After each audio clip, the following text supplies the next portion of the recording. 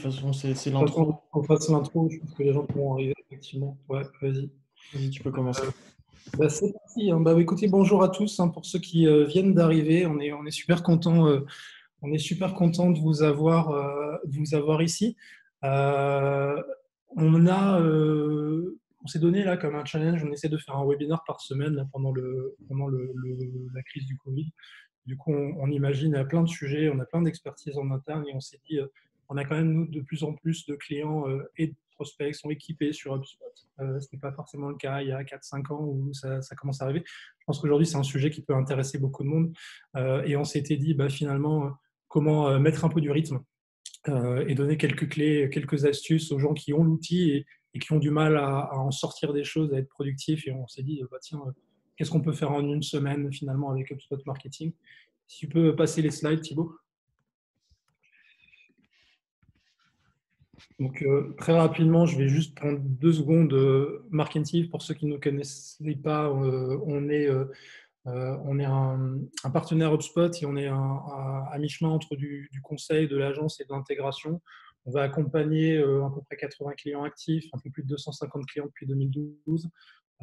Et on a chez nous une quarantaine d'experts, 25 sur la partie consulting, CRM, marketing, service client, et une quinzaine de profils techniques, donc des gens qui sont plutôt sur la partie dev et la partie design, donc ils viennent mettre en forme des sites internet, des landing pages, des emails, toutes sortes de choses-là, et qui vont aider du coup nos clients à réussir. Et du coup, l'enjeu du webinaire d'aujourd'hui, c'était d'être avec Thibaut. Thibaut qui est un de nos spécialistes produit, il fait l'innovation. Dès qu'on a des nouvelles briques chez HubSpot, c'est lui qui vient faire la traduction aussi technique de ça, de qu'est-ce que ça veut dire pour nos clients, qu'est-ce que ça veut dire pour les prestations qu'on est en train de mettre en place. Donc on travaille beaucoup sur ça avec Thibaut et c'est lui qui va l'idée principalement le webinaire d'aujourd'hui. Next slide, Thibaut. Next. Et ce qui est important pour nous, et vous le verrez notamment au cours de ce webinaire-là, c'est que la technologie, et d'autant plus la plupart d'entre vous connaissez HubSpot, l'ont déjà, de ce que j'ai pu lire dans les commentaires, de ce que j'ai pu lire effectivement dans le chat et les questions. Donc la technologie aujourd'hui, c'est presque une commodité. On a un outil CRM qui est facile à faire vivre en tant que commercial, on a un outil de marketing où c'est facile de faire une landing page, c'est facile de faire un email, c'est facile de voir le résultat que ça a généré. Donc, l'outil, finalement, est simple à utiliser. Maintenant, ce qu'on a, nous, comme valeur ajoutée aussi, c'est d'adapter les équipes pour vous aider à les leverager, mais pas forcément d'un point de vue outil, sauf si vous avez des besoins techniques d'intégration, mais surtout d'un point de vue méthodo et process.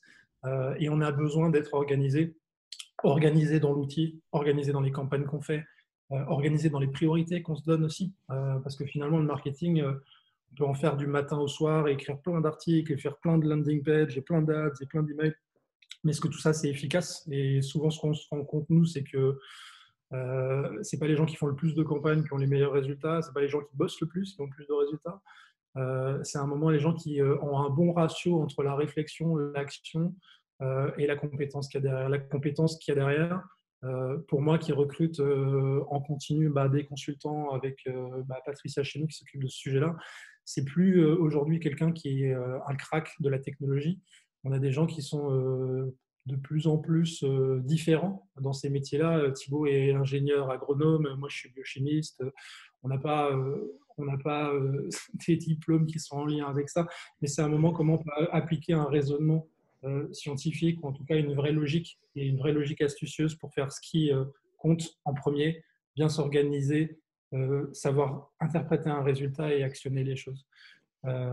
Et là, je vous ai bien expliqué aujourd'hui quelle est la valeur ajoutée qu'on a, et juste simplement quelques clients aujourd'hui qu'on accompagne qui sont eux aussi pas il n'y a pas de client type chez nous. On va vraiment avoir des entreprises très, très différentes. On a des grands, on a des petits, on a des Français, on a des internationaux.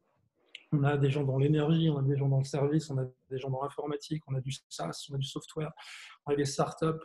On a globalement des entreprises qui sont ambitieuses et qui, à un moment, ont besoin de techno, qui, à un moment, ont besoin de compétences et aussi besoin de level up en interne sur ça, ce qui est un point fort et vraiment un point important chez nous. Et surtout besoin de process et de guidance pour réussir à déployer ça. Et si vous avez plus de questions sur ça, on pourra en discuter, mais le but pour moi, là, c'est de jumper dans le vif du sujet et de passer la main à Thibaut sur pourquoi il faut se former maintenant. Alors, je vais rapidement rappeler effectivement le contexte du Covid. Il y a 2-3 éléments qui peuvent être intéressants pour vous si vous ne les avez pas en tête.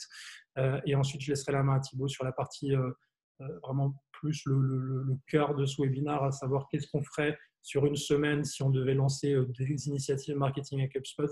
Qu'est-ce qui pourrait être ma semaine de marketeur dans un écosystème HubSpot et de vous donner quelques clés pour ça. Effectivement, donc pourquoi le faire maintenant? Évidemment, on est confiné, évidemment, moins de meetings, plus de bandes passantes.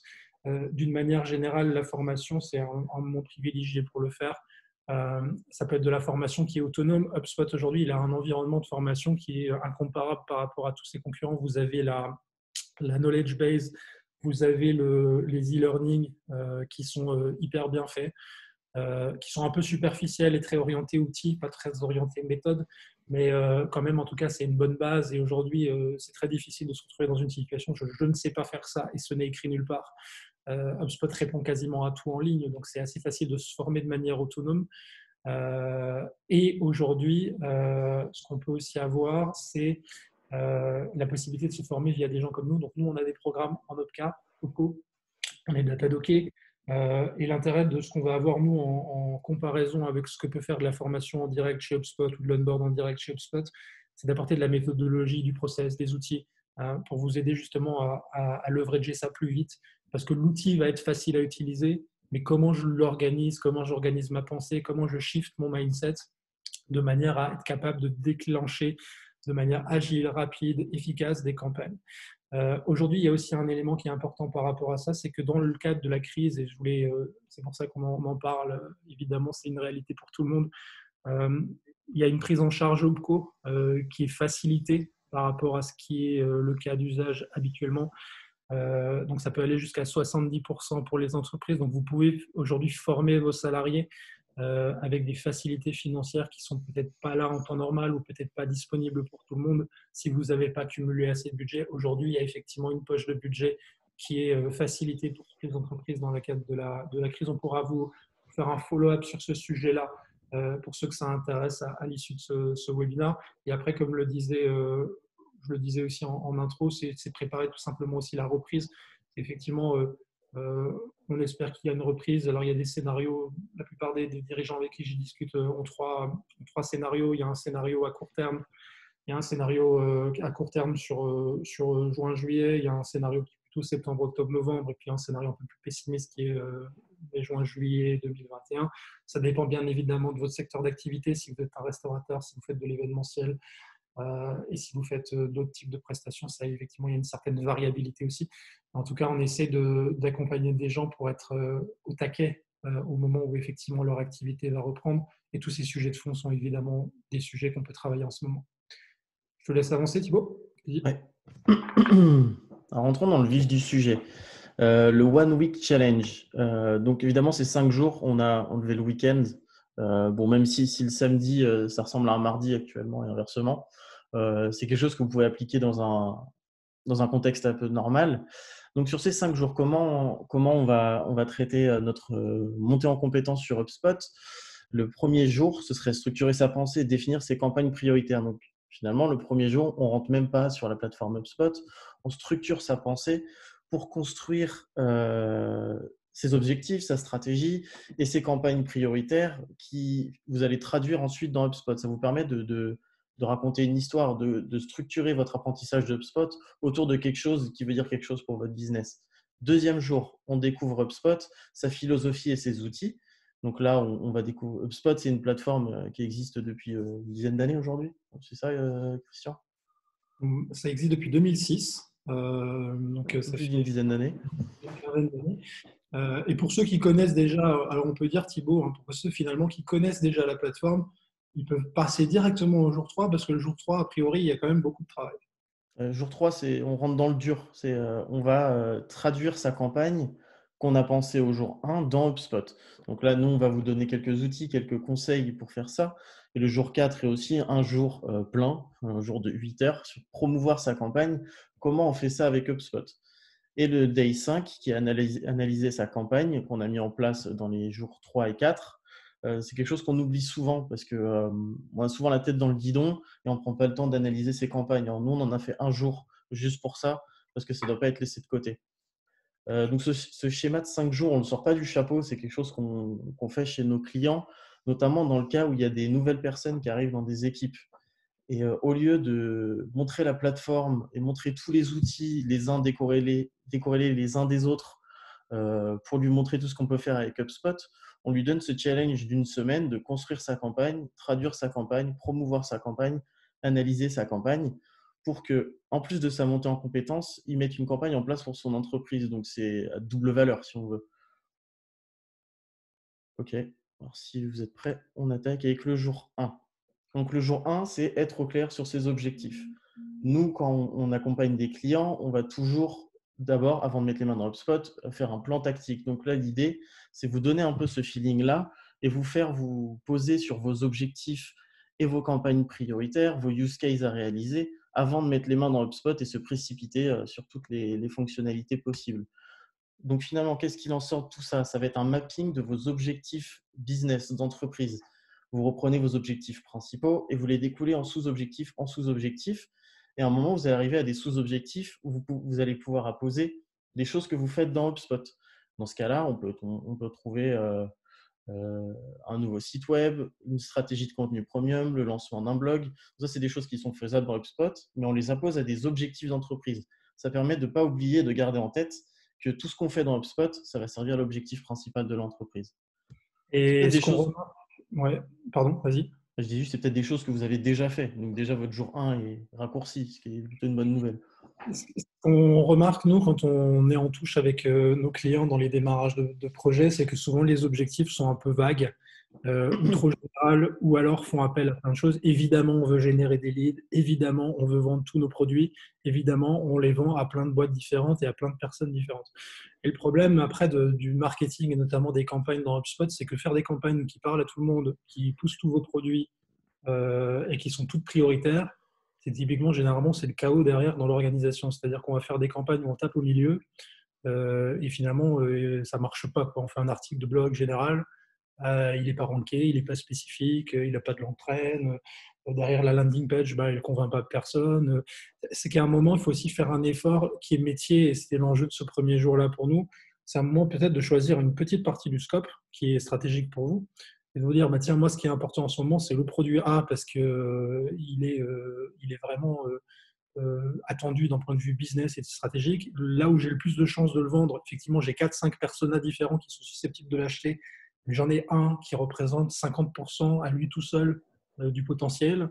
Et ces gens-là, finalement, ils sont à un niveau de maturité globalement marché équivalent qui est X. Et finalement, au lieu de traiter 5 produits, 5 personas, 4 phases de maturité et tout ça un petit peu saupoudré en même temps, il y a peut-être l'idée, c'est que dans une semaine, on se dise on fait notre top persona, notre top produit avec nos tops arguments et on essaie de contrer l'objection majeure et tout ça avec un contenu qui est vraiment très, très, très précis. Et ce travail-là, il a l'air évident. Aujourd'hui, beaucoup d'entreprises se prennent un peu les pieds dans le tapis, ne serait-ce qu'en politique interne aussi, à vouloir dire on a des actions sur tout. C'est assez rassurant pour un dirigeant de se dire on fait tout, on parle à tout le monde, on couvre tous nos produits et on dit tout.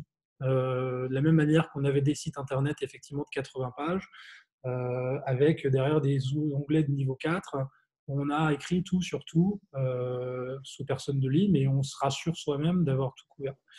Et l'enjeu justement là, Thibaut, pour moi, c'est vraiment de remettre de la prio et vraiment de choisir son combat pour un moment, au moment où on va exécuter et au moment où on va envoyer notre mail et au moment où on va faire notre ads, il n'y aura qu'un seul titre et il n'y aura qu'une seule proposition de valeur parce qu'on ne peut pas tout traiter.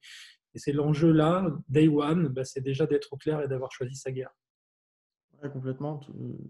C'est ça, c'est définir la campagne prioritaire, savoir quelle va être sa cible principale, qu'est-ce que je vais pousser comme valeur, quels vont être mes objectifs de génération de leads si c'est un de mes objectifs. Donc vraiment être au clair sur ses objectifs et ses prioritaires avant de se lancer dans sa campagne. Alors ça, vous avez des worksheets pour réfléchir comme ça, pour brainstormer avec vos équipes. Et derrière, une fois que vous êtes au clair sur votre première campagne marketing à lancer, dessinez-la. Alors là, bon, celle que je vous présente, c'est une campagne qui est assez complexe, forcément, qui marche pas forcément pour le One Week Challenge, mais l'esprit reste le même. C'est-à-dire que je vais traduire ma campagne en dessin pour que ce soit super clair dans les étapes que je vais devoir réaliser dans HubSpot. Et on va retrouver les grandes lignes. On va retrouver la partie acquisition, la partie conversion, la partie engagement, conversation que je peux avoir avec les leads que j'ai générés. Et ensuite, bon, ça ne concerne pas trop ce webinaire, mais tout ce qui est vente, onboarding, formation, offboarding. Donc là, même si c'est quelque chose de compliqué, vous, le dessin qui traduira votre première campagne sera dans le même esprit. Il y aura au début, on va parler de l'acquisition, quels vont être mes canaux d'acquisition, je vais les emmener sur quel point de conversion et après, comment je vais les engager pour ensuite les faire suivre au service vente, par exemple. Et je reconnais la campagne que tu présentes et finalement, on est là sur une itération de semaine 6, de semaine 7, finalement, où il y a plein de choses qui ont été rajoutées sur la base du résultat qui a été vu chaque semaine. Et donc, la campagne week 1 est finalement une landing page, un ads, un email et un petit dispositif derrière de follow-up sales. Et c'est plutôt dans cette direction-là qu'on va généralement sur une V0. Et après, si ça ne marche pas sur un email, une ads, etc., ça ne sert à rien de faire un nurturing dans la même direction avec 5 emails. Souvent, les gens réfléchissent à l'envers, c'est-à-dire qu'ils font quelque chose comme ça, de très complexe, avec de l'awareness, de la considération, de la décision, 3 articles par phase, de l'ADS LinkedIn, de l'ADS AdWords, etc. Mais finalement, le fait de l'avoir traité sur un sujet simple, après vraiment qui est de shooter la base sur une portion très spécifique, de faire un LinkedIn Ads ou un LinkedIn Form Ads ou un email, etc. Si déjà ce truc-là ne marche pas, ça ne sert à rien d'en faire ce que Thibaut montre à l'écran, qui est finalement quelque chose de beaucoup plus spécifique et alambiqué. Donc, à un moment, il faut aussi être pragmatique. Ça ne sert à rien de faire pour faire. Et nous, c'est vrai que des fois, on voit des campagnes très simples avec une landing page, un email, un CTA, et vraiment qui pile dans la cible avec une vraie proposition de valeur et qui marche très très bien. Donc plus c'est toujours, ça peut être l'ennemi du mieux. Ça se dit ça? Ouais, c'est quelque chose comme ça. Comme ça. Ouais. Ouais. Ok, donc voici quelques ressources. Donc tout ce que vous voyez en fait sur nos slides, à chaque fois on va mettre des liens intéressants pour vous. Donc là on va mettre le lien vers le worksheet pour structurer votre brainstorming et des outils de process. Mais dans tous les jours, vous allez trouver des liens vers les articles HubSpot qui expliquent techniquement comment faire, Merci. comment faire les différents. Pardon? Non, je disais, il y en a qui me corrigent, c'est le mieux et l'ennemi du bien. C'était ça le truc. Le mieux et l'ennemi. Ouais, ok. Merci. Et ouais, donc à chaque fois, on va mettre des liens auxquels qu'on passera pas durant ce webinaire, sinon on n'a pas le temps. Mais quand vous recevrez le replay et les slides, vous aurez directement les ressources donc, qui viennent soit d'HubSpot, soit de nous pour vous accompagner dans votre montée en compétences. Jour 2. Jour 2, donc on se penche enfin sur HubSpot. Et là, l'idée, ça va être comprendre la plateforme. HubSpot, aujourd'hui, ce n'est pas seulement la partie marketing. Même la partie marketing, il y a un an, ce n'est pas celle d'aujourd'hui. Comment la partie marketing s'articule avec les ventes, que ce soit dans HubSpot ou pas d'ailleurs, avec le partie service. Donc le deuxième jour, ça va être vraiment comprendre qu'est-ce que HubSpot me propose, donc la partie marketing, pour l'acquisition, pour la conversion, pour l'engagement, voilà, pour tout ça. Donc comprendre, décorréler les uns des autres, au moins connaître tous les outils que peuvent me proposer la plateforme. Donc voilà, on va faire une passe rapide sur ce que possiblement peut nous proposer HubSpot. Ça va être la partie CRM. Donc déjà, la partie CRM d'HubSpot, c'est le cœur d'HubSpot. C'est là où vont être stockées toutes vos bases de données, donc vos contacts, vos comptes et peut-être vos opportunités aussi. Donc là, ça va être la partie qui va être centrale et qui va être partagée avec tous les services. Ça va être toute l'information qu'on peut avoir sur nos contacts sera centralisée là-dedans. Et finalement, que ça, vous l'ayez dans Salesforce connecté à HubSpot, que vous l'ayez directement dans HubSpot, a priori presque peu importe. Mais gardez en tête finalement, et c'est aussi le point de ce truc-là, c'est que le marketing et générer des leads, c'est généralement pas la fin de l'histoire aussi. C'est qu'à un moment, quand on imagine une campagne, le sujet de qui va traiter le lead, à quel moment, avec quel discours, est presque aussi important que le nombre de leads que vous allez générer si ce n'est pas plus important. Et des fois, c'est vrai qu'on a des gens qui se disent bah, tiens, je fais une campagne, j'ai un webinar, j'ai un livre blanc, j'ai fait 300 leads, super. Mais derrière, ben, je balance aux sales et il n'y a pas spécialement de suivi non plus. Donc, c'est qu'à un moment, votre campagne, dans une logique efficace, c'est aussi derrière potentiellement un email de follow-up, une séquence de follow-up, une attribution spécifique, un traitement dans un délai court. Il y a tout ça aussi qui, à un moment, doit rentrer en ligne de compte. Et HubSpot, comme le dit Thibaut, c'est plein de fonctionnalités, mais ça s'intègre aussi dans une logique un peu plus large. Et d'avoir en tête que la partie landing page email, c'est juste le type de l'iceberg. C'est exactement ce dont je voulais parler. Donc la partie vraiment marketing hub qui va comprendre tous les outils d'amélioration de la visibilité en ligne, tout ce qui est SEO, publicité, réseaux sociaux, etc. Tout ce qui va être pour optimiser les conversions, tout ce qui va être CTA, vidéo, formulaire, landing page, et pour engager la conversation. Donc à mon avis, moi, le marketing automation devrait être sorti d'augmenter, optimiser les taux de conversion. C'est mon avis. Voilà, donc HubSpot, c'est beaucoup de choses, beaucoup de fonctionnalités pour beaucoup d'objectifs différents. Et c'est très compliqué de les apprendre décorrélés les uns des autres. C'est bien de savoir qu'ils existent, c'est le but du jour 2, mais ce n'est pas là où on va vraiment creuser dans les outils pour savoir comment faire. Ça, c'est le but du jour 3. Donc déjà quelques ressources pour découvrir HubSpot, qui sont une démo d'HubSpot Marketing Hub faite par Christian, qui dure environ 30 minutes, c'est ça? Ouais. Pour découvrir toutes les fonctionnalités selon les 3 critères qui sont acquisition, conversion, engagement. Et la page produit d'HubSpot qui est, mine de rien, c'est simple, hein, mais mine de rien, ça nous montre pas mal toutes les fonctionnalités principales d'HubSpot. Et on avait vraiment voulu mettre le Day 1 qui était vraiment sur le métier et le Day 2 qui était plutôt sur l'outil parce qu'à un moment, effectivement, il faut commencer à avoir l'outil, il faut tester, il faut voir qu'il y a un chat, qu'on peut faire une LP, qu'on peut faire un email, que c'est pas si compliqué que ça. Tout ça, effectivement, était intéressant et fait partie, effectivement, de cette semaine d'apprentissage. Mais le métier reste vraiment la priorité. Donc, on voulait aussi, même symboliquement, remettre le métier en jour 1 pour remettre la techno en jour 2. C'est pas impossible que parmi vous, il y ait déjà des personnes qui ont déjà fait le travail du jour 1 et connaissent déjà HubSpot, donc le jour 2 n'a pas vraiment de sens. Et c'est à partir du jour 3 que ça va vraiment vous parler. On rentre dans le dur et dans l'utilisation de la plateforme.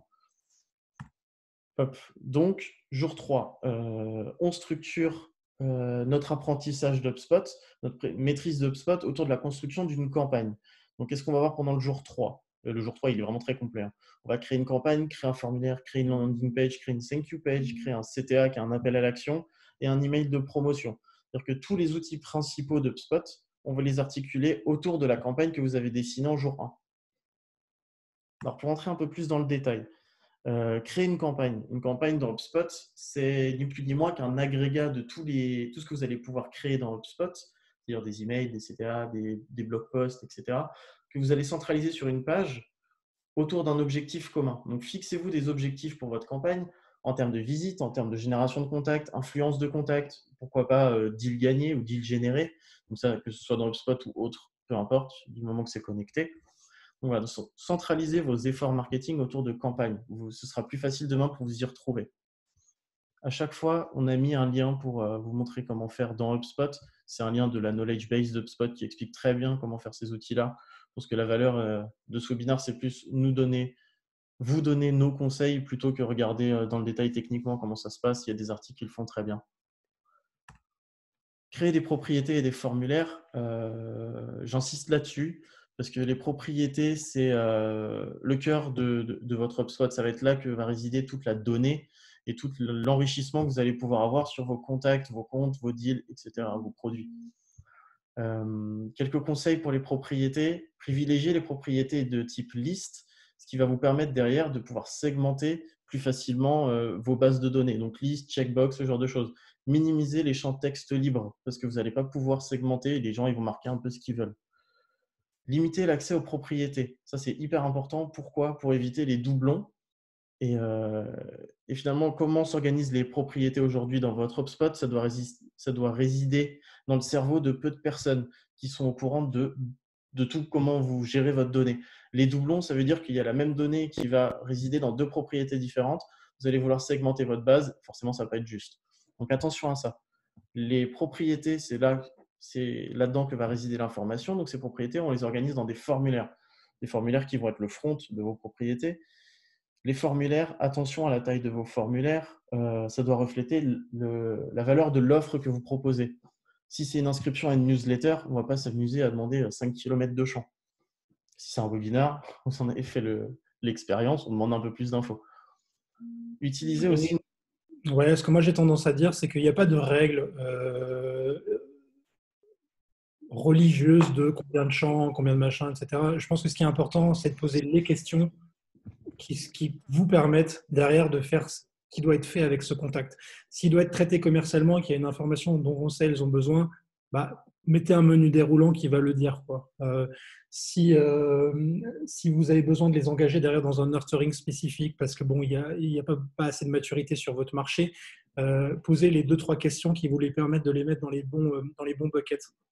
Euh, Ça, c'est vraiment un point qui est clé parce que derrière, si vous avez que nom, prénom, email, téléphone, bah, à part l'appeler ou lui reparler d'un mail, enfin lui reparler de manière générique derrière, vous ne serez pas capable de faire grand-chose. Et ça, c'est souvent, je trouve, une erreur. Et alors, c'est gênant sur une campagne sur une semaine, mais imaginez si au bout d'un an ou 2 ans, vous avez fait que des campagnes où vous posez aucune question de segmentation, bah, vous avez que des Jules Édouard dans votre CRM et vous ne savez pas quoi en faire, quoi. Je veux dire, à part leur réenvoyer la même newsletter à tous. Et pour ça, vous pouvez avoir MailChimp. Je veux dire, vous ne leveragez pas du tout l'intérêt d'HubSpot si vous utilisez ça. Vous ne pouvez pas vraiment scorer, à part sur du comportement. Vous n'êtes pas vraiment capable d'aller beaucoup plus loin. Vous ne savez pas comment scénariser l'expérience client. Vous apprenez pas grand-chose sur ça marche pour qui, ça ne marche pas pour un autre. Donc, ce sujet, effectivement, de propriété, on le traite souvent en centrale. Mais là, disons que si vous démarrez sur une campagne, effectivement, à un moment, c'est de se dire comment je peux réutiliser ces propriétés-là, pas recréer des propriétés à chaque campagne, hein, parce que sinon, après, effectivement, ça explose, mais d'avoir vraiment l'idée de qu'est-ce que je cherche et comment je peux segmenter. Vous avez une question là je voyais qu'il y a une question, je vais la prendre là sur combien de champs pour un webinar. Le webinar chez nous et la culture qu'on en a en B2B, c'est vraiment pas un outil de lead gen. On n'utilise pas le webinar pour faire de la lead gen, on l'utilise plus sur des phases de maturité intermédiaire et des phases de maturité avancée pour apporter de la valeur à des gens, pour les conseiller, pour les convaincre. Et chez nous, en tout cas, c'est plus un outil qui va pousser de l'opportunité en fin de cycle. Donc, on utilise plutôt ça pour des gens qui ont déjà fait une partie du chemin plutôt significative. Et c'est plutôt chez nous déjà un outil de partage de connaissances. Ça participe à notre marque. Et c'est aussi un outil qui nous permet de finaliser des opportunités. Donc, à ce titre, on a déjà beaucoup d'informations sur les gens qui sont aujourd'hui présents. Ils ont déjà rempli des formulaires, ils ont déjà déclaré plein de choses. Donc, on sait déjà beaucoup de choses sur vous, entre guillemets, d'une manière générale. Donc, on ne va pas énormément rajouter de questions spécifiques. Donc, que vous ayez 4, 5, 6 champs, nous, ce n'est pas vraiment là qu'est le sujet, quoi. Et surtout, parmi vous, il y a plusieurs personnes qui n'ont pas vu le même formulaire. Donc ça, c'est le progressive profiling. Si on a déjà une info, on ne va pas la redemander. On va soit en demander moins d'infos, pardon, soit en demander d'autres. Donc voilà, il y a des gens qui ont peut-être simplement rempli leur email parce qu'on a décidé que ça ne servait à rien de demander plus d'informations que ça. Si vous n'étiez pas connu de nous, forcément, vous voyez le formulaire que vous avez là à côté. Donc ça, c'est HubSpot qui permet plus on a d'engagement avec des contacts, plus on va connaître notre contact. Des choses que vous pouvez paramétrer dans l'outil. Les liens en dessous vous permettront d'en savoir un petit peu plus là-dessus. Alors, les landing pages. Qu'est-ce qu'une bonne landing page? Alors, une bonne landing page, c'est une page où il n'y a pas de menu. Le seul point de sortie de ces pages-là doit être le formulaire qui est associé pour aider justement le visiteur à savoir où cliquer, à savoir où donner ses informations. Et il ne faut pas minimiser aussi l'information qu'on donne sur ces pages-là. Il faut avoir un titre qui est impactant, une promesse qui soit facilement comprise et qui fait tilt tout de suite chez la personne qui voit cette page-là. Pour notre webinar, c'est 6-7 mots maximum. Donc, c'est le titre de notre webinar, imaginons. Et ça doit être hyper impactant et donner tout de suite la valeur de ce qu'on propose. Et d'ailleurs, sur cette page-là, on ne propose qu'une seule chose. On ne va pas proposer un webinar plus un livre blanc et je sais pas, une vidéo. Cette page-là va être dédiée seulement au webinar. Il faut qu'on soit clair dans ce qu'on propose sur nos pages pour justement booster cette conversion pour que si la personne est convaincue par ce qu'on propose, notre webinar, et on a un petit texte explicatif en dessous si ça l'intéresse, il remplit les champs du formulaire et il s'inscrit. Si on propose 3 choses différentes, le formulaire, il va le remplir pourquoi au final? On commence à se perdre un petit peu, on n'est pas cohérent dans ce qu'on propose. Voilà, donc faites des choses simples. Une landing page, c'est une page simple. Alors, c'est important effectivement aussi de pas avoir. Moi, j'ai l'impression des fois les entreprises ont la sensation de devoir souffrir pour réussir, à devoir faire des gros livres blancs, des trucs très chiadés. Parfois, on a des landing pages qui marchent très bien avec parler à un commercial ou démo gratuite ou simulation gratuite ou 1 heure avec un expert. Ça marche pas pour tout le monde, mais pour certains, ça marche bien. Et finalement, il y a aussi plein de cas où je vois des gens qui font des livres blancs de 50 pages, des trucs où ils y sont pendant 6 mois, ils sont super contents et à la fin, ils ont 15 téléchargements parce qu'à un moment, ils n'ont pas mis l'intelligence au bon endroit, quoi. Disons qu'aujourd'hui, puis le livre blanc a aussi beaucoup changé d'une manière générale entre ce qui se passait il y a 5-6 ans, c'était nouveau, tout le monde en téléchargeait à gogo. Aujourd'hui, c'est un peu moins la mode, quoi. Aujourd'hui, on est peut-être plus dans la vidéo, on est aussi un peu plus dans même de plus mettre des formes partout, enfin d'être aussi de repenser aussi à un moment les architectures de conversion qu'on met en place. Donc, c'est pas, et d'autant plus si on est dans une problématique où l'enjeu c'est de sortir quelque chose en 1 semaine. Regardez les contenus que vous avez déjà. Vous avez certainement déjà des vidéos qui sont à un moment quelque chose qu'on peut mettre potentiellement derrière un form. Vous avez déjà des contenus, vous avez des decks commerciaux, vous avez peut-être un Excel qui peut aider vos clients à quelque chose. Où est-ce qu'est la valeur de votre client? Donc, si vous êtes clair en day one sur voilà mon produit, voilà ma valeur, voilà mon argument, voilà mon objection, euh, et c'est ça que vous allez traiter, si ça se trouve, la campagne, vous avez déjà tout ce qu'il faut pour la faire en 2 heures. Et pour sortir une landing page avec un gabarit HubSpot que vous avez déjà, vous la clonez et vous avez quelque chose qui vous permet d'aller super vite et qui marche bien. Et fin de semaine, on aura des résultats très vite parce que quand on enverra l'email de promo, soit il est ouvert, soit il est cliqué, soit il n'est pas ouvert, il n'est pas cliqué. Et on zappe. Et semaine prochaine, on fera autre chose. Mais disons que c'est comme ça qu'il faut commencer à réfléchir et pas forcément de se dire que on est en train de créer une montagne et de complexité et d'efforts. Encore une fois, des liens, un article de blog chez nous sur comment construire une landing page performante. Pardon, l'article est pas mal. C'est pour vous. Ensuite, j'accélère un petit peu parce que sinon on va dépasser pas mal sur le timing. Créer des CTA, donc des conseils sur les CTA, utilisez beaucoup de verbes d'action, utilisez des couleurs, mettez des boutons en valeur et avec HubSpot, vous avez la possibilité de créer de l'A/B test. L'A/B test, c'est un affichage du bouton qui se fait une fois sur deux différemment et après HubSpot automatiquement va choisir la meilleure des versions. Mais ça, c'est la version assez basique du traitement des CTA. Vous pouvez aussi faire des versions, ce qu'on appelle smart, c'est-à-dire que l'affichage du bouton va différer en fonction de qui le voit. Si c'est un DG, il ne va pas voir le même bouton que si c'est un stagiaire, par exemple. C'est un peu les deux extraits. Des liens pour comment créer un CTA et cet exemple de CTA performant, je crois que cet article est sorti cette semaine chez nous, il est pas mal. Créer un email de promotion. Donc la partie email, c'est une grosse partie dans HubSpot aujourd'hui qui est rendue simple avec du drag and drop. Si ce n'est pas encore activé sur vos instances, vous pouvez juste vous rapprocher de votre contact chez HubSpot, il l'activera. Important, bien segmenter sa base. Pareil, on peut utiliser des smart versions pour les objets et le contenu de vos emails. Changer le contenu en fonction de qui reçoit l'email. Abuser de l'A/B test dans ce cas-là. Il faut juste envoyer le mail à au moins 1000 personnes pour que l'A/B test fonctionne, pour avoir de la vraie data. Je crois que même HubSpot bloque si on l'envoie à moins de 1000 personnes. Utilisez les CTA dans des emails et programmer des relances. On a quelques liens intéressants sur comment créer un email, donc lien HubSpot, comment animer son email, ça je vous laisserai cliquer, voir ce que je veux dire par ça, et 10 objets exemples pour booster l'ouverture de vos emails. Moi, j'ai aussi un point là-dessus qui me paraît intéressant pour des campagnes, notamment. On a souvent l'impression qu'il faut qu'on ait un email qu'on envoie à beaucoup, beaucoup de monde. On a envie de couvrir la base et on allume tout le monde avec le même mail. C'est parfois intéressant, je ne sais pas, je dis n'importe quoi, mais vous avez une base de données de 10 000 emails. Plutôt que d'envoyer un email dans le cadre de votre campagne aux 10 000 et le même, peut-être que vous dites, tiens, dans le cadre de ma stratégie qui était assez précise au début, je n'ai pas les 10 000 qui sont concernés, j'en ai peut-être que 4 000. Et sur les 4 000, il y a finalement 2 schémas différents.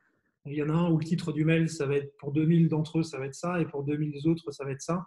Et si ça se trouve, en envoyant finalement juste 2 variations assez minimes de mail à 2 000 plus 2 000, votre performance elle va être multipliée par 5 versus envoyer un truc générique aux 10 000. C'est vraiment, à un moment, il faut aussi, et c'est un peu le truc contre-intuitif avec l'automation, on se dit on va allumer tout le monde et on va automatiser des choses qu'on faisait à la main.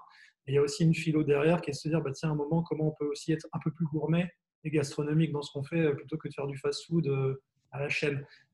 Et c'est aussi ça, c'est important du coup de repartir de l'intelligence du début et se dire qui est concerné, qui n'est pas concerné, qu'est-ce que je leur dis, qu'est-ce que je leur dis pas. Et ça va, c'est quelque chose qu'il faut se reposer sur toute la chaîne, que ce soit dans votre email, que ce soit dans votre landing page, que ce soit dans votre CTA. HubSpot permet de le faire. Donc, ce n'est plus un challenge technique, mais c'est un challenge finalement d'avoir les idées claires au départ et d'être bien organisé finalement pour le faire. Fin du day 3, donc on a passé les grosses étapes pour construire votre campagne. Donc maintenant, comment on va promouvoir cette campagne-là? Donc là, on va parler des articles de blog, des réseaux sociaux, des campagnes AdWords, des pop-up forms, des chatbots. Ça ne veut pas dire qu'il faut que vous fassiez tout ça pour votre One Week Challenge, mais utilisez certains de ces outils-là. Les articles de blog, si vous avez la possibilité de recycler des contenus que vous avez déjà, faites-le. Donc, soit des anciens articles qui mériteraient d'être un peu retravaillés et remis sur le devant de la scène, ou alors des plaquettes commerciales, des choses qui résident dans votre tiroir de droite de votre commode. Vous avez sûrement déjà des choses écrites quelque part que vous pouvez réutiliser et publier sur votre blog. Plutôt que de créer de zéro, ce qui demande pour quelqu'un qui sait écrire et qui est habitué à écrire des articles de blog, au minimum 4 heures.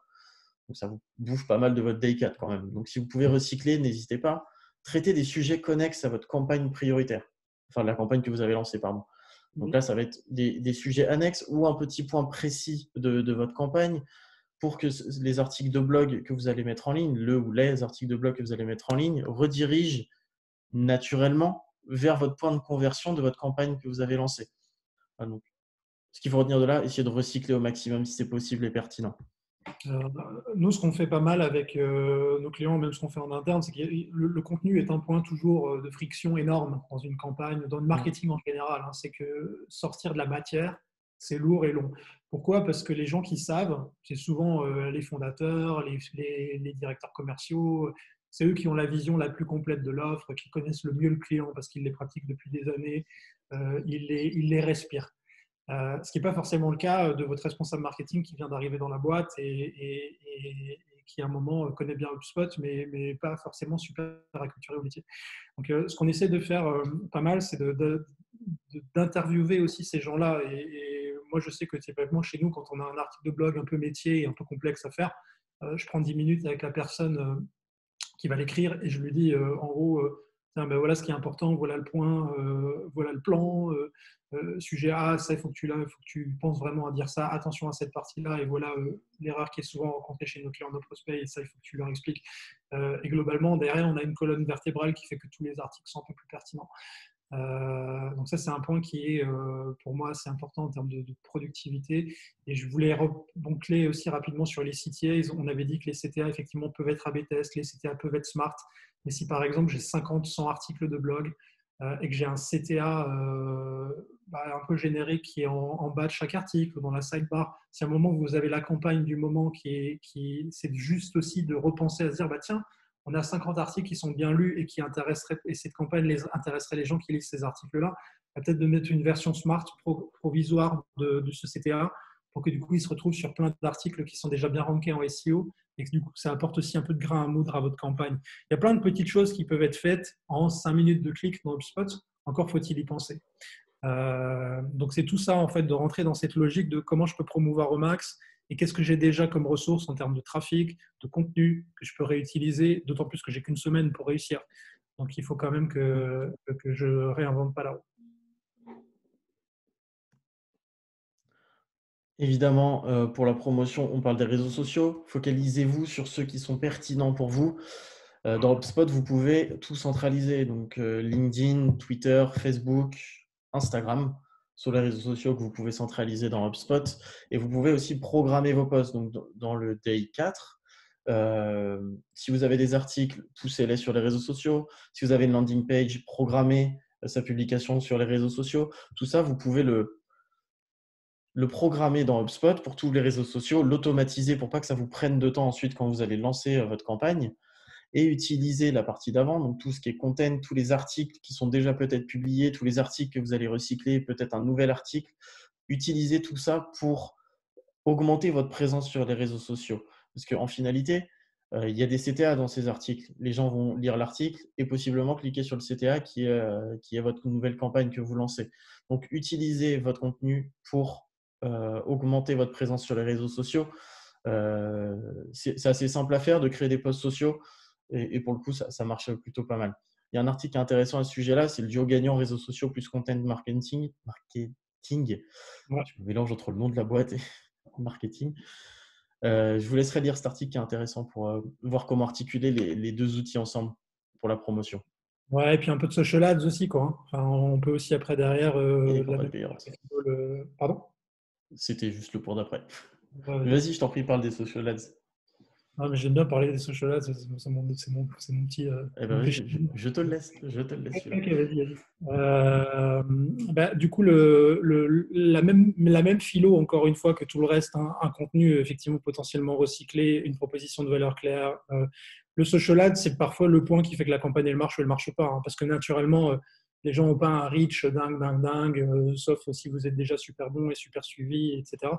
À un moment, les réseaux sociaux et pour des budgets, moi je trouve qu'ils sont somme toute vachement petits. C'est-à-dire qu'en mettant 200, 300 euros parfois sur une campagne en sponsorisation, on multiplie la perf de la campagne par 2, 3, 4, 5. Et alors que l'effort finalement de campagne, que ce soit au niveau du CTA, que ce soit au niveau de l'intelligence, que ce soit au niveau du contenu, du mail, etc., tout ça c'est nickel. Et à un moment, on a raté le sujet de la dynamisation. Et les réseaux sociaux, aujourd'hui, les régies, je les trouve hyper performantes. Bon, LinkedIn est un peu cher, mais LinkedIn est quand même hyper ciblé. Si vous avez 16 nav, on peut faire des choses quand même en termes de ciblage pour aller tester les segments, d'aller voir qui répond à cette définition. Est-ce que c'est mes clients? Et derrière, le social ads est vraiment un outil pour pousser une campagne qui est vraiment super efficace. Et c'est, je trouve, le multiplicateur qui est souvent un peu bâclé en fin de campagne, où on va faire un truc générique, boum, les directeurs marketing terminus, quoi. Et c'est là où finalement on a un peu craqué, on n'a pas été concentré jusqu'au bout de notre campagne d'une semaine, on a bien tout fait. Et juste à la fin, pour la finition, sur l'acquisition, c'est peut-être un peu loupé. Et à un moment, il faut juste être concentré sur chaque sujet, se dire, et se challenger en disant est-ce que ce que je suis en train de faire, c'est bien? Parce qu'on a cette habitude aussi et d'être en effet tunnel sur le marketing et sur les campagnes. On fait comme d'hab. Un autre webinar, c'est ça. On est une invitation, on shoot toute la base, on fait le follow-up et et derrière on appelle. Et la semaine prochaine, on recommence, ou le mois prochain, on recommence. Et le problème de ça, c'est qu'on ne réfléchit plus. Et je pense que ça fera une belle transition avec le jour 5, Thibaut. J'arrive à cliquer. C'était pas la fin du jour 4. Pour l'acquisition, donc rapidement, pour ne pas passer trop de temps, vous pouvez dans HubSpot faire des pop-up forms. Donc, c'est des pop-up que vous voyez soit au-dessus de votre écran, sur le côté de votre écran ou en plein milieu de votre écran. Alors, faites attention avec ceux qui apparaissent en plein milieu de votre écran, ça peut très vite être vu comme de l'interruption de navigation. Donc, à utiliser avec parcimonie ce genre de pop-up. Cibler les pages les plus pertinentes. Vous pouvez afficher une pop-up en bas sur certains articles de blog et une en haut sur votre site internet pour promouvoir votre campagne. Donc, à vous de voir comment utiliser au mieux cet outil qui est super simple à mettre en place et hyper performant. Enfin, moi, à chaque fois, je suis très content de ce petit pop-up form. Et le chatbot, donc, ou Chatflow d'ailleurs, qui propose une expérience différente en fait de la conversion. Depuis quelques années, on est habitué à avoir des formulaires, bon, maintenant les pop-up, on commence à être habitué, et le chatbot, c'est un peu la nouveauté, ce qui est trendy en ce moment, c'est comment proposer une expérience de conversion différente et personnalisée à nos prospects. Donc c'est relativement simple à mettre en place, mais n'hésitez pas aussi à y poser un petit peu de stratégie. Comment je vais parler à mes personas qui sont les cibles de ma campagne sur mon One Week Challenge. Voilà ce que je voulais dire là-dessus. Il y a un article, encore une fois, pour créer son chatbot qui est pas mal fait. Le Day 5. On peut souffler un petit peu. Il est moins chargé que le Day 3 et 4 qui sont quand même des bonnes journées. Le Day 5, ça va être le reporting et l'analyse. Comme je le disais au début du webinaire, ne pas laisser de côté cet aspect-là, parce que quand on est le nez dans le guidon, le nez dans la production, on on regarde pas forcément les résultats de notre campagne, parce qu'on est déjà fier d'avoir fourni un travail incroyable pendant 3 jours. On est content des assets qu'on a fait. Mais est-ce que ça marche en fait? Donc là, il faut qu'on construise nos dashboards et nos reports pour analyser les bonnes choses. Je trouve, Thibaut, c'est un peu, pour côtoyer moi des marketeurs depuis maintenant une dizaine d'années, c'est c'est qu'on a souvent été, en marketing, on a été soumis à une obligation de moyens. Et à un moment, vu qu'on n'avait aucun moyen de mesurer l'impact de ce qu'on faisait, à part le trafic du site web qui n'a aucun intérêt, hein, globalement, ou ce genre d'indicateurs-là. Du coup, on mettait aussi le curseur et l'intention au mauvais endroit. Et à un moment, le seul moyen de dire à notre boss qu'on avait bossé, c'était regarde, on a fait plein de trucs. Ouais. Social media, tiens, il y a un tweet, bon, on a tweeté cette semaine, c'est bon. Le blog, ah ouais, bon, on a fait un article la semaine dernière, c'est bon. Les emails, ok, on a fait une campagne.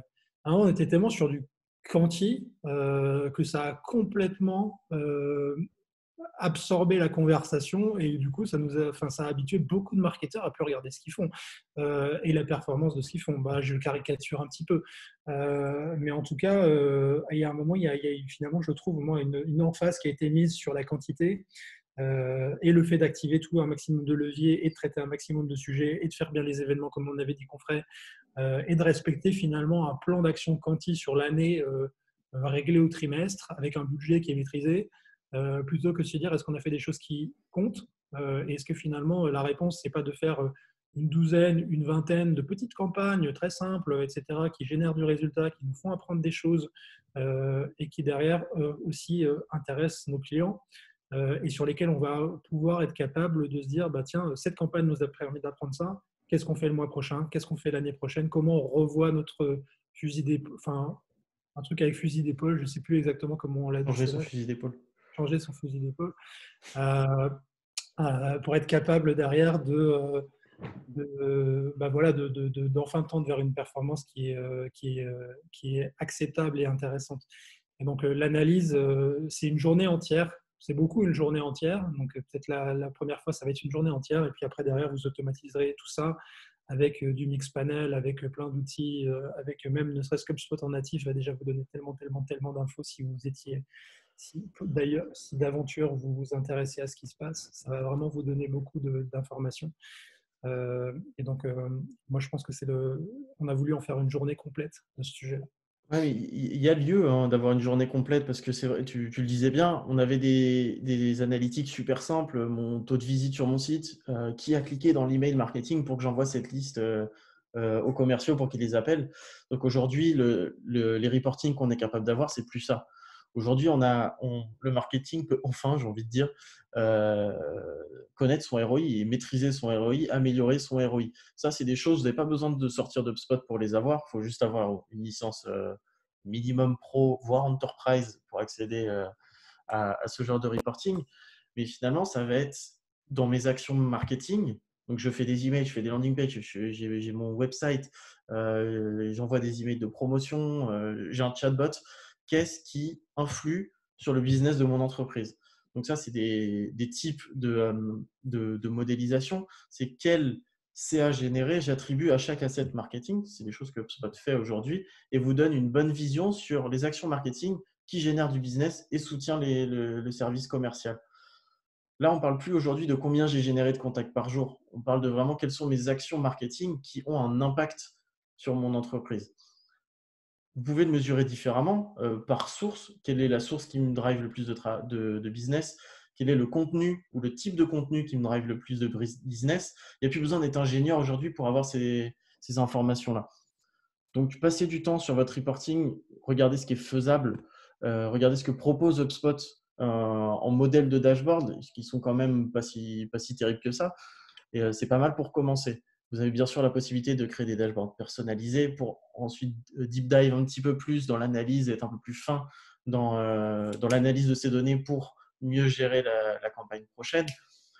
Mais passer du temps sur le reporting, et c'est un sujet à vraiment pas laisser de côté et sur lequel doit se baser toutes les décisions stratégiques marketing pour la suite des campagnes, la suite de votre marketing digital, j'ai envie de dire. Thibaut, on a un peu exagéré sur l'horaire, je crois. Là, on a bien dépassé. C'est fini. T'as fini? C'est fini. Cool. Cool. Désolé, j'étais un peu long. Euh, donc, par contre, on a beaucoup de questions. Je veux dire, donc, je ne sais pas si on va pouvoir les traiter là. On va certainement, on va peut-être en prendre quelques-unes et puis on va répondre à tout le monde par la suite parce que je pense qu'on n'arrivera pas à tout traiter. J'arrive pas à cliquer sur question. Moi, je peux te les lire. Ok, vas-y. Effectivement. Euh, il y a quelqu'un qui demande, il dit, bonjour, il n'est pas possible de créer un reporting qui donne l'évolution de performance d'un formulaire dans la durée. Est-ce que vous avez une parade à ce défaut dans HubSpot? C'est un bon point que j'ai remarqué il n'y a pas si longtemps que ça aussi. Vous pouvez toujours, ça dépend si vous avez la possibilité d'accéder aux propriétés calculées d'HubSpot. Vous pouvez mettre des formules mathématiques dans des propriétés. Donc là, vous pouvez du coup voir le nombre de vues et le nombre de conversions et faire ce calcul par mois et vous voyez l'évolution.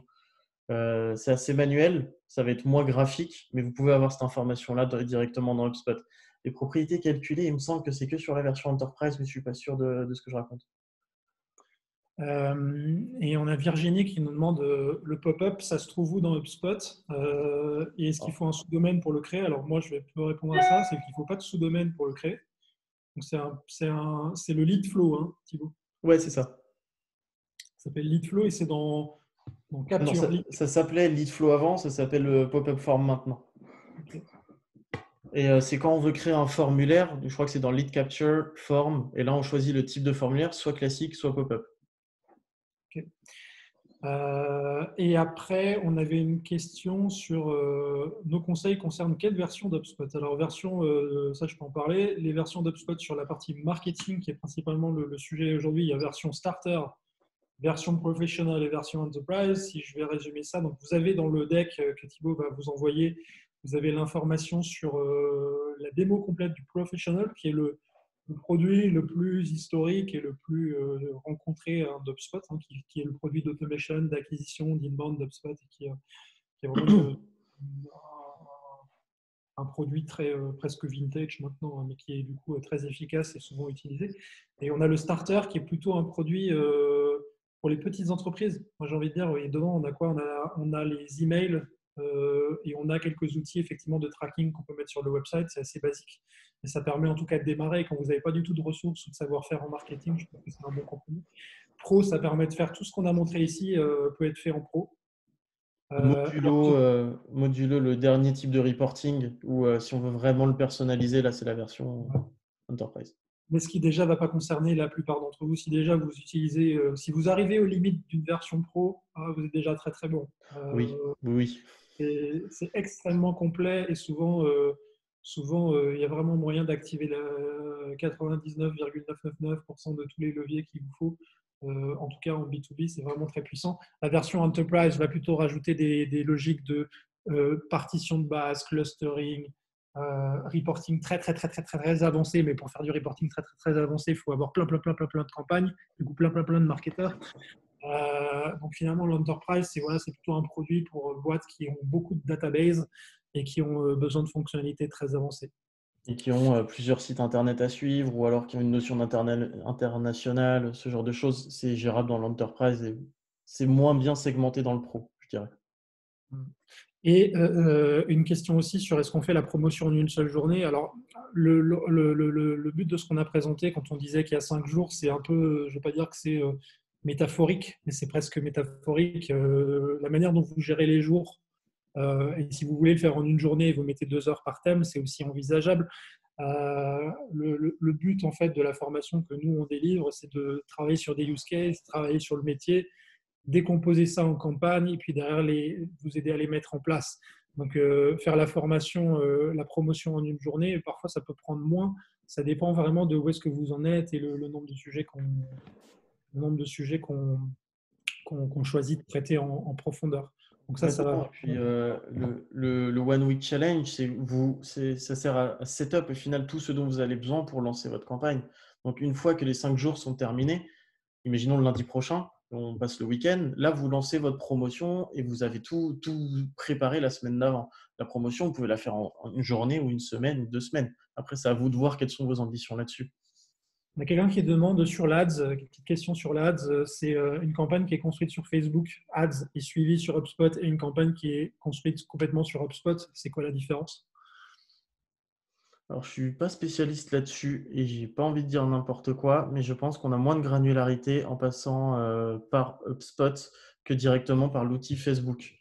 Parce que forcément, Facebook a développé sa plateforme hyper complète pour faire son Facebook Ads, alors que dans HubSpot, on va pouvoir créer des campagnes en fonction des audiences qu'on a dans notre base HubSpot, mais on va pas pouvoir être aussi fin que dans l'administration de Facebook. Après, je ne suis pas un expert de l'Ads, donc s'il y a besoin, il y a quelqu'un chez nous, on a des experts qui connaissent mieux le sujet que moi. Je prends une dernière question et puis toutes les autres, n'hésitez pas à nous contacter, on va vous solliciter. Enfin, on va vous répondre à vos questions. Pour l'A/B testing, est-ce que c'est bien de le faire directement avec HubSpot ou avec d'autres outils? Moi, j'ai envie de dire que si déjà, encore une fois, même combat, c'est si déjà vous utilisez tout ce qui est facile à utiliser dans HubSpot pour faire un A/B CTA, pour faire un A/B landing page, A/B web page, etc., et que vous arrivez aux limites de ça, déjà, on est vraiment, pour moi, très bien avancé. Après, il y a d'autres outils. Vous avez des A/B testing, vous avez plein de trucs qui existent. Ils sont plus souvent des outils B2C d'ailleurs, pour des gros volumes et des outils qui ne sont pas automatisés. Moi, je trouve que sur le B2B, pourquoi s'embêter à aller rajouter, c'est ma philo en tout cas, pourquoi s'embêter à aller rajouter des briques quand on a quelque chose de natif qui est déjà quand même très suivi. Merci pour votre présence. Vous étiez nombreux et vous êtes restés. On a fini plaisir. on a resté plus de participants qu'on a commencé. C'est vraiment super sympa. J'espère que vous avez passé un bon moment. J'espère que vous avez appris des choses. On va, avec Thibaut, vous envoyer le follow-up de ce webinaire. Toutes vos questions qui n'ont pas été traitées, n'hésitez pas à revenir vers nous. Et si on peut vous faire un petit follow-up, on va essayer de le faire. En tout cas, merci. Nous reste à vous souhaiter un bon week-end. Bon, il ressemble à la semaine généralement, mais bon, quand même. Bon week-end. Et puis, on se revoit bientôt pour un prochain webinaire. On parlera plutôt de sales la prochaine fois, parce que c'est aussi du coup un élément qui est intéressant. Merci Jean-Pierre. Écoutez, merci à tous. Vous nous écrivez des messages super sympas. Écoutez, on se revoit bientôt. Et puis, prenez soin de vous et prenez soin des vôtres. Et puis, on se dit à très vite.